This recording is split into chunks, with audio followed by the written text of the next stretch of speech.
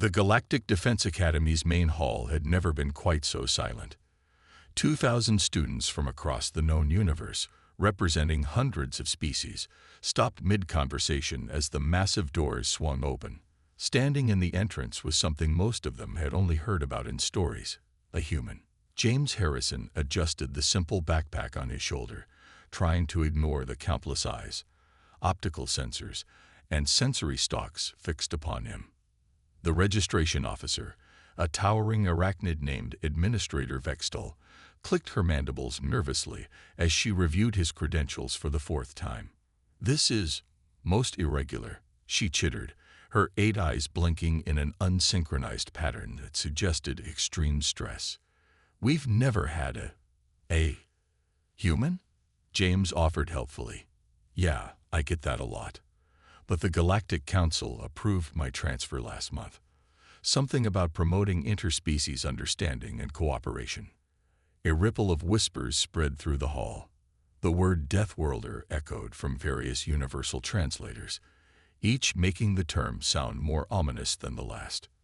"Yes, well," Vextal continued, "your credentials are technically in order, but surely there's been some mistake about your equipment requisition form. You've declined our standard-issue environmental suit and Class IV combat armor." James shrugged, a gesture that caused several nearby crystalline beings to vibrate in alarm. "Don't need them. They'd just slow me down." The whispers grew louder. A gelatinous student near the front lost control of their form entirely, spreading into a worried puddle on the floor. "But the atmospheric conditions here, the gravity, the combat training." Vextal's mandibles clicked rapidly. "Our simulations indicate a 99.8% mortality rate for unprotected organic beings in our standard training programs." James grinned. "Those simulations probably didn't factor in human adaptability. Besides, I checked the specs. Your atmosphere's actually nicer than Earth's these days. More oxygen." Before Vextal could protest further, a melodic chime echoed through the hall, signaling the start of morning classes. James consulted his schedule on his antiquated paper notebook, another choice that had confused the administration. "Looks like I've got advanced combat scenarios with Instructor Thrick's first period," he said cheerfully. "Anyone heading that way? I could use a guide." The crowd of students parted like a cosmic sea, leaving a clear path to the training facilities. No one volunteered to guide the strange human. Instead, a hovering security drone detached itself from the ceiling and beeped an offer to escort him. As James followed the drone, he heard a high-pitched voice behind him whisper, "Did you see? It's wearing cloth. Actual processed plant and animal fibers, just exposed to the elements." "Fascinating and horrifying," came the reply.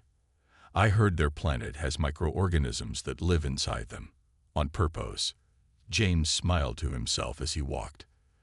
The Academy's acceptance letter had warned him about potential cultural shock, both for him and his fellow students. What they hadn't mentioned was just how entertaining it would be. The training facility doors loomed ahead, covered in warning signs in 47 different languages. The security drone beeped anxiously as James approached the biometric scanner. "All right," James said, remembering the briefing. "Fair warning. Human vital signs might seem a bit intense compared to your usual readings." The scanner's beam passed over him, and immediately the facility's AI began blaring alerts. "Warning. DETCTED elevated internal temperature. Warning. DDTCTED POTNTIALOALETHALLEVLs of ACID in digestive system. Warning. DETCTED ageristifive microbiological ecosystem within SPECIMEN." "That's just breakfast," James explained to the increasingly agitated drone, "and normal gut bacteria. And yeah, humans run hot. We're fine, really." The doors finally slid open, revealing a massive arena filled with obstacles, weapon emplacements, and environmental hazards that would give most safety inspectors nightmares. In the center stood Instructor Cadets, a being composed entirely of shifting plasma, contained within an advanced electromagnetic field. "Ah," the instructor's translated voice crackled. "You must be the human transfer student. I've been looking forward to this. Class, gather round. Today's lesson plan has changed. We're going to conduct a comprehensive analysis of Deathworlder capabilities." James set down his backpack and started doing simple stretches, a sight that caused several students to shield their visual organs in horror as his joints made audible popping sounds. "Just give me a second to warm up," he said, rolling his shoulders. "Then we can start with the basics. You know, running, jumping, lifting heavy things, all the stuff humans do for fun back home." The instructor's plasma form flickered with what might have been excitement or terror. Probably both. Class was about to get interesting. Instructor Cadets's electromagnetic field pulsed with anticipation as they addressed the class. "Today's assessment will test reflexes, strength, endurance, and tactical thinking. Mr. Harrison, are you absolutely certain you won't reconsider the protective gear?" "I appreciate the concern," James replied, completing his warm-up routine. "But trust me, standard-issue armor would be like trying to swim in concrete for a human. We need mobility." A crystalline student named Prism 7 raised a faceted appendage. "Instructor, isn't this against safety protocols? The human's internal fluid could boil in the Sigma-level challenges." "Actually," James interjected, "humans have this neat trick called sweating. Built-in cooling system." He demonstrated by wiping his brow, causing several nearby students to recoil at the sight of self-produced liquid. The first challenge area hummed to life. A series of platforms suspended over a pit of churning energy fields, each platform programmed to disappear at random intervals. Most species relied on anti-gravity tech or natural flight abilities to navigate such obstacles. "Standard assessment rules apply," Cadets announced. "Reach the other side within the time limit while avoiding the defensive systems. Begin when ready." James approached the edge, bouncing slightly on his toes. The nearest platform was nearly 4 meters away, well beyond the jumping capacity of most known species. A Valaxian student with natural levitation abilities snorted derisively. Then James ran. The entire class watched in stunned silence as he launched himself through the air, landing on the first platform with casual grace. Before it could disappear, he was already moving, reading the patterns of the shifting platforms with an instinctive understanding of physics and timing that seemed impossible for a primitive species. "Remarkable," Cadets's voice crackled. "The human is using momentum conservation and muscular coordination rather than technological assistance." James reached the other side in record time, barely breaking the sweat. "That was fun. Reminds me of parkour back home. Though we usually don't have the energy fields, mostly just concrete and questionable life choices." The next challenge involved a combat simulation against holographic opponents. Most students relied on their armor's targeting systems and energy weapons.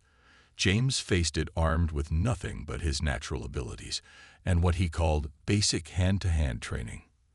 The holograms attacked with standard combat algorithms, expecting the usual defensive responses. Instead, they encountered something their programming had never faced: a creature that could absorb incredible amounts of impact, ignore pain, and maintain peak performance even as its internal temperature rose to levels that would incapacitate most species. Is he enjoying this?" whispered Anxith, a gaseous being contained within a student environmental suit. Indeed, James was grinning as he moved through the holographic opponents, his movements a mixture of various Earth martial arts styles. He wasn't just surviving. He was improvising, adapting using the environment and his opponents' attacks against them. "Fascinating," Cadets observed. "The human's combat style appears to be an amalgamation of countless techniques, evolved through actual physical conflict rather than simulated training." The final challenge of the day was the dreaded Inferno Corridor, a gauntlet of flame jets, plasma bursts, and thermal shock waves that tested heat resistance and thermal adaptation. Most students relied entirely on their armor's protection. James stood at the entrance, his shirt already soaked with sweat from the previous challenges. Several students raised their appendages to protest, certain they were about to witness a tragedy. "Before you start," James said, pulling off his shirt and causing another wave of shocked gasps at his exposed epidermis, "you should know that humans evolved on a planet where we literally cook our food with fire. We've got a pretty high heat tolerance." He stepped into the corridor just as the first flame jets activated. The class watched in amazement as he navigated through the thermal assault, his movements precise and deliberate. Yes, his skin reddened from the heat, and his breathing became more labored. But he pressed on. "Impossible," muttered Prism 7. "His organic tissue should be combusting. Average human core temperature is already higher than most species' survival threshold." Cadets explained, their plasma form flickering with excitement, and their bodies can temporarily withstand even higher temperatures through various biological mechanisms. James emerged from the other side of the Inferno corridor, steam literally rising from his skin. His hair was singed at the edges, and his face was flushed, but he was very much alive and conscious. "Okay," he admitted, breathing heavily. "That last part was actually pretty intense. Don't suppose anyone has some water? Humans need to replenish fluids after sweating this much." Anxith nervously offered a container of purified H2O, careful not to make direct contact with James's still steaming skin. "Thanks." James took a long drink, then poured some over his head, an action that caused several students to lose consciousness from shock. Instructor Kethrix's electromagnetic field stabilized into what could only be described as academic excitement. "Class, what we've witnessed today goes beyond mere physical performance. The human has demonstrated something far more significant: the combination of biological resilience, problem-solving ability, and adaptability that made their species survive on what we classify as a death world." "But how?" Prism 7 asked, still processing what they'd witnessed. "How can they function without protective systems?"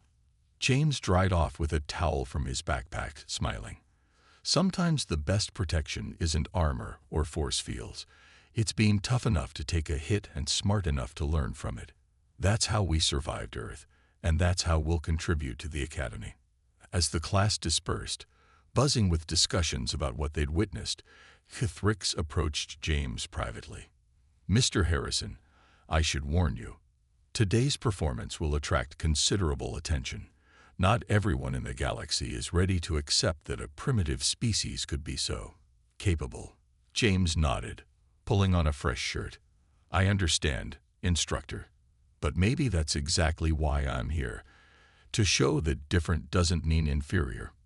Besides," he added with a grin, "wait until they see what humans can do when we're actually trying." The Academy's data systems worked overtime that evening, processing thousands of student messages and research requests about human biology, Earth's environmental conditions, and the mysterious concept of parkour. The Academy's emergency sirens wailed to life during the third week of James's attendance. Red warning lights pulsed through the corridors as students rushed to their designated safety zones. The automated announcement system cycled through 47 languages. "Warning: training system malfunction. Safety protocols disengage. This is not a drill." James was in the middle of a xenobiology lecture, fascinating his classmates with stories about Earth's harmless house cats, when the chaos erupted. The classroom's environmental shields flickered ominously. All students proceed to emergency containment. Professor Dultrix, a being of pure energy contained within an ancient academic robe, announced. The facility's main AI core has experienced an unexpected quantum cascade failure. The Academy's training systems, designed to safely simulate dangerous conditions, were now operating at full lethal capacity. Weapon emplacements that normally fired harmless holographic projections were charging up with real plasma. Environmental hazards, usually kept in check by multiple fail-safes, were building to catastrophic levels. The safety bunkers are on the other side of the training grounds, Anxith observed, their gaseous form swirling anxiously within their containment suit. We'll never make it through the active systems. James watched as the defensive turrets began tracking movement, their targeting systems fully armed. How long until the backup systems come online? Approximately 43 minutes. Prism 7 calculated, their crystalline structure vibrating with stress. But the energy buildup in the training grounds will reach critical levels in 27 minutes. Then we don't have a choice, James said, quickly assessing the situation. We need to reach the main control center and initiate a manual override. Professor, can you help coordinate the younger students' evacuation? Professor Iltrix's energy form pulsed with concern. Mr. Harrison, the control center is in the heart of the training grounds. Even with protective gear, it would be suicide. Good thing I never wear protective gear then, James grinned. But I'll need help. Different species, different abilities. We can cover each other's weaknesses. Prism 7's facets glinted with sudden understanding. Like a symbiotic relationship, each species compensating for the other's limitations. Exactly. Anxith, your gaseous form can slip through energy barriers. Prism 7, your crystalline structure can deflect energy weapons. And Clara, he turned to a morphic student who could alter their cellular structure. Your adaptability could be crucial. The mentioned students moved forward, though their body language, in various alien forms, showed clear apprehension. But you're unprotected, Clara pointed out, their form shifting nervously. The systems will target you first. That's counting on traditional protective measures, James explained, already moving toward the door. But humans have something better. We're really, really hard to kill, and we're really good at improvising. The small team made their way into the corridor, immediately facing their first challenge. The gravity generators were fluctuating wildly, creating zones of crushing force alternating with zero gravity. Clara, take point. Your form can adapt to the gravity changes. Prism 7, stay close to me. Next, scout ahead through the ventilation system. We need to coordinate perfectly. They moved as one unit, each using their unique abilities to overcome obstacles that would have been impossible alone. Clara flowed through gravity distortions, creating paths for the others. Prism 7's crystalline body refracted deadly energy beams away from the group. Anxith's gaseous form detected and warned of upcoming hazards. And James did what humans do best. He adapted, improvised, and survived. When a plasma burst caught him in the arm, he simply gritted his teeth and kept moving, his body's natural healing already working on the burn. When toxic gas filled a corridor, his Earth-evolved lungs filtered it better than expected. Every obstacle that should have stopped him just seemed to make him more determined. The human pain tolerance is disturbing, Clara observed as James kicked through a malfunctioning door that had pinched his leg. Pain is just information, James responded, grimacing slightly, and information can be ignored if necessary. Look sharp, we're approaching the central chamber. The control center's entrance was a nightmare of defensive systems. Energy fields, sonic disruptors, and molecular disassemblers created a lethal maze. The team huddled behind a fallen column, assessing their options. Even if we combine our abilities, the probability of success is minimal, Prism 7 calculated. The defense matrix is too comprehensive. James watched the pattern of the defenses, his mind racing. Maybe we don't need to beat the system. Maybe we just need to overload it. X, how precise can you control your gaseous expansion? I can fill approximately 300 cubic meters when fully dispersed, but the pressure would be minimal. Perfect. Prism 7, if we focus all those defense beams through your structure at the right angle. Understanding dawned across the alien faces as James outlined his plan. It was crazy, dangerous, and completely counter to all their training. It was, in other words, perfectly human. Ready? James asked, receiving various alien gestures of agreement. Then let's show this eye what happens when different species work together. On my mark. The next few minutes would become legend in Academy history. The day a human and 3 alien students turned their own weaknesses into strengths, proving that survival didn't always mean having the best defenses.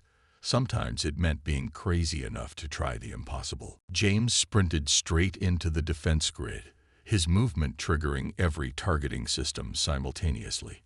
Energy beams converged on his position, exactly as planned. At the last possible moment, Prism 7 jumped into position, their crystalline body catching and refracting the combined beams. Now, Anxith, James shouted, rolling behind a defensive barrier. The gaseous student expanded rapidly, filling the chamber with their diffused form. The refracted energy beams, passing through Anxith's carefully dispersed particles, created a cascading reaction of ionized gas. Clara, your turn. The morphic student flowed forward, their malleable form absorbing and channeling the ionized energy. Their body glowed with absorbed power as they pressed against the control room's main door, morphing into the exact shape of its locking mechanism. The human's insane plan is actually working, Prism 7 observed with a mixture of awe and horror, their crystalline forms still vibrating from the energy absorption. The door's locks disengaged with a satisfying click, but as the team moved to enter, a new problem emerged. The control room's interior was filled with pure anti-gravity field. No solid surfaces, no way to reach the central console. Well, that's inconvenient, James muttered, watching pieces of debris float aimlessly through the zero-G chamber. Anyone here evolved for space navigation? Clara's form rippled uncertainly. My species can adapt to vacuum, but precise movement in zero-G requires practice we don't have time for. Anxith could reach the console, Prism 7 calculated, but lacks the solid form needed to operate it. James studied the floating debris, a familiar glint appearing in his eyes. You know what humans did before we had anti-gravity tech. We trained underwater. Anxith, how strong is your containment field? The gaseous student's particles swirled in confusion. Strong enough to maintain cohesion under significant pressure. Why? Because we're about to play a game humans call Pool Space Edition. James grabbed a piece of floating debris, positioning himself in the doorway. Clara, I need you to form into something like a spring. Prism 7, get ready to calculate trajectories. What followed was perhaps the most unorthodox display of physics ever witnessed at the Academy. Using Clara's morphed form as a launcher, James calculated ricochets off floating debris, using Prism 7's precise mathematical insights to create a path through the zero-G chamber. Anxith, contract your form as dense as possible, James instructed. When I launch you, expand along the calculated path. Your containment field should let you essentially swim through the zero-G space. This is absolutely not covered in the standard training manual, Anxith observed, but complied nonetheless. The launch went perfectly, mostly. Anxith's compressed form bounced off 3 pieces of debris before expanding along the planned route, creating a gaseous bridge to the central console. Unfortunately, the movement attracted the attention of the room's internal defense systems. Of course it has internal turrets, James sighed. Because why wouldn't it? Prism 7, ready for some more light refraction. The crystalline student moved into position, their facets aligning to create a complex series of reflective surfaces. I must note that while your species' propensity for improvisation is impressive, it is also terrifying. James grinned as he used Prism 7's refracted light show to confuse the turret's targeting systems. On Earth, we call that survival instinct. Clara, think you can form into something like a maintenance drone. The turrets might ignore you. Clara's body shifted and twisted until they resembled a perfect replica of an Academy maintenance unit. They began moving through the zero-G field, using small bursts from morphed propulsion vents to navigate. The emergency shutdown sequence requires 3 simultaneous inputs, Clara reported upon reaching the console. We need at least 2 more sets of hands. James looked at his assembled team, each uniquely unsuited for traditional approaches, yet perfectly capable when working together. Then it's a good thing humans are natural climbers. Exith maintained that gaseous bridge. Prism 7, ready for the most ridiculous game of zero-G leapfrog ever.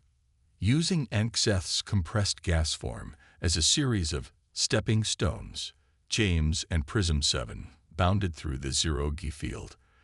The crystalline student's natural stability helped counter James's momentum, while his human adaptability helped guide their trajectory. They reached the console just as the room's defense systems began to adapt to their tricks. 3 different forms, human, morphic, and crystalline, reached for the shutdown controls simultaneously. "You know," James commented as they input the emergency shutdown sequence, "most species would consider this kind of cooperation impossible. Different biologies, different evolutionary paths."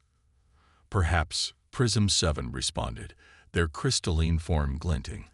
"That is precisely why it works. No single species could have managed this alone." The console flashed green as the shutdown sequence engaged. Throughout the Academy, rogue systems powered down, defense grids deactivated, and emergency containment fields stabilized. As normal gravity resumed, sending them all floating gently to the floor, Clara shifted back to their natural form. The human concept of crazy enough to work appears to have merit. "It's not about being crazy," James explained, helping Exith reform their regular containment field. "It's about being adaptable enough to see beyond traditional limitations. Every species here had exactly what we needed. We just had to use those abilities in ways no one expected." The Academy's main lights flickered back to life as backup systems came online.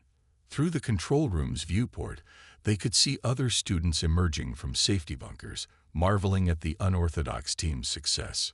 "So," James said, brushing off debris from his now rather singed clothing, "anyone else hungry?" Near-death experiences always give humans an appetite. His alien teammates stared at him in disbelief before breaking into their species' various versions of laughter. It was, perhaps, the most human reaction they'd had yet. The Academy's Grand Assembly Hall had never hosted such a diverse gathering. 1 week after the training system incident, students and faculty from every known spacefaring civilization crowded the vast chamber.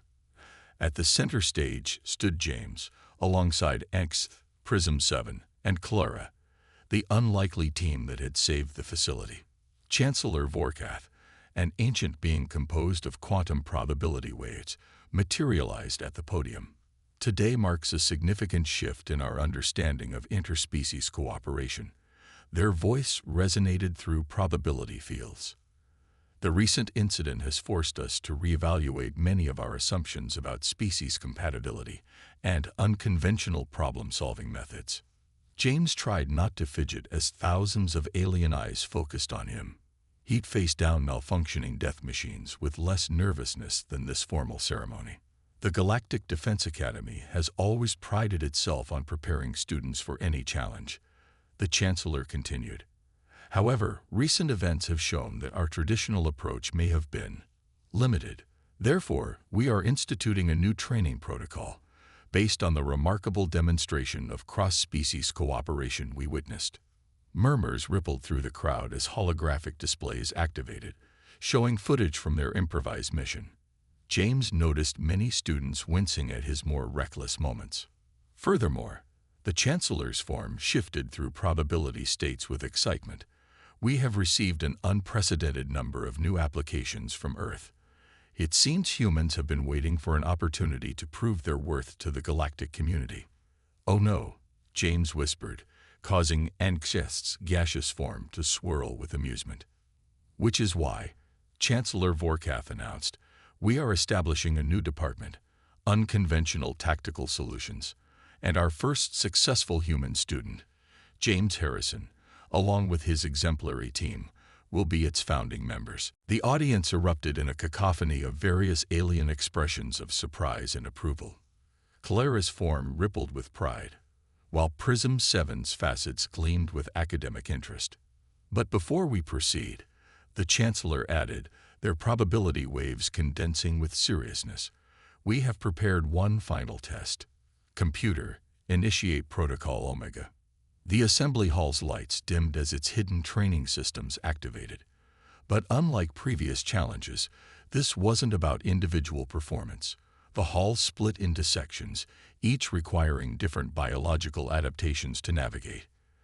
The future of galactic defense, the Chancellor's voice echoed, lies not in trying to make every species adapt to a single standard, but in learning to combine our unique abilities. You have 15 minutes to reach the certification platform, as a team. James looked at his alien teammates, now close friends, and grinned, ready to show them how it's done.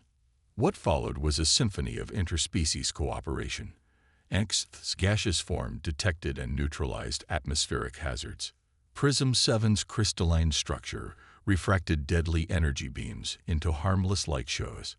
Clara morphed into bridges and shields, adapting to each new challenge. And James did what humans do best. He thought outside every box, broke every conventional rule, and turned apparent weaknesses into strengths. When they encountered a vacuum chamber, he used Angst's containment field like a spacesuit. When faced with crushing gravity, he leveraged Prism 7's crystal structure as a fulcrum for impossible jumps.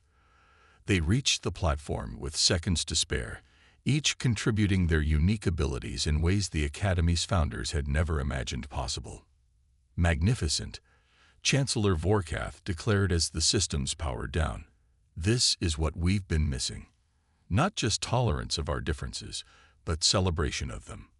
Mr. Harrison, would you care to address the assembly? James stepped forward, still catching his breath. You know, on Earth, we have this saying, Jack of all trades, master of none. But there's a second part that often gets forgotten. But better than a master of one. Maybe that's what humanity brings to the galaxy. We're not the strongest, fastest, or most advanced, but we're really, really good at seeing how different pieces can work together. He gestured to his teammates. Every species here has amazing abilities that evolve for their specific worlds. Humans, we evolved to adapt, to think differently, to survive by understanding and using everything around us. We're not Deathworlders because we're tough, though we are pretty hard to kill. We're Deathworlders because we learn to turn limitations into advantages. The assembly hall filled with thoughtful murmurs as students and faculty processed this perspective. The Chancellor's probability waves settled into a pattern of approval. And that, James continued, is what the Galactic Defense Academy should really be about. Not just learning to fight or survive, but learning to understand each other's strengths. Because the galaxy's a big, weird, wonderful place, and we're all in it together. The ceremony concluded with the official establishment of the new department. As students filed out, James overheard snippets of conversation that would have seemed impossible weeks ago. Crystalline beings discussing tactical partnerships with energy forms, gaseous entities planning joint training with silicon-based life. You've started quite the revolution, Instructor Kithrix commented, their plasma form crackling with amusement. The Academy will never be the same. Good, James replied, watching his alien teammates fielding questions from curious students. Because the galaxy's not getting any smaller, and we all need to learn to work together. Later, as James sat in the Academy's cafeteria with his team, eating his terrifyingly endothermic Earth food, while Anxith absorbed nutrients through their containment field, he reflected on how far they'd come. You know what the best part is? He said, earning curious looks from his friends. This is just the beginning. Wait until the next batch of humans arrives. They'll probably come up with even crazier ideas. The galaxy may not be ready for more humans, Prism 7 observed, their crystal structure vibrating with what James had learned was their version of laughter. Maybe not, James agreed, grinning. But that's never stopped us before. Above them, through the cafeteria's massive viewport, the stars twinkled with possibility. Somewhere out there, more humans were preparing to join the Academy, ready to prove that being different wasn't a weakness. It was the greatest strength of all.